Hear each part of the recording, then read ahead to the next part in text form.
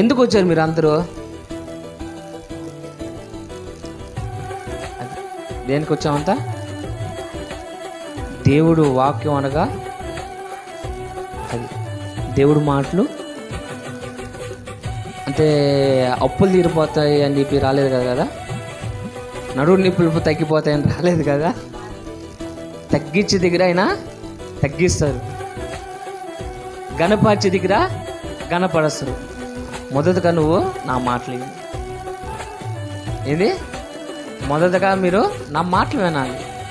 ఎందుకు ఆయన మాటలు ఎందుకు వినాలి? ఈ కొద్ది గుంపైన జాగ్రత్తగా నేను కాపాడుకోవాలి. అందుకని నేను చెప్పేది, ఆయనకి ఎందుకు మాట్లాడాలి?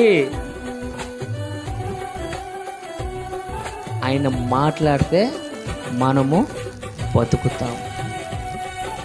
ఒకనాడు ఇజ్రాయేల్ ప్రజలు ఇదే సబ్జెక్ట్లోకి వస్తే దేవుడు మాట్లాడితే వాళ్ళు చచ్చిపోతారు అంత. కానీ ఈ దినం దేవుడు బిడ్డలారా నీతో నాతో మాట్లాడాలని చెప్పి ఎంతో ఆశతో ఉన్నారు. నీతో నాతో మాట్లాడాలన్న ఆశతో ఉన్నాడు. ఎల్లప్పుడూ నీతో గడపాలని ఆశతో ఉన్నారు. కానీ మనం కొంతమందిలో ఎట్లున్నారంటే ఆయన ఉన్నా ఒకటే, లేకపోయినా ఒకటే అని గుట్టిగా నమ్మేస్తున్నారు. రేపు రాకడ ఆయన కానీ భూమి పైన ఎంతమందిలో ఎత్తుపడతారో తెలియదు, కానీ విడిచిపెట్టిన వాళ్ళ స్థితి ఎట్లుందంటమ్మా, ఘోరమైన స్థితి.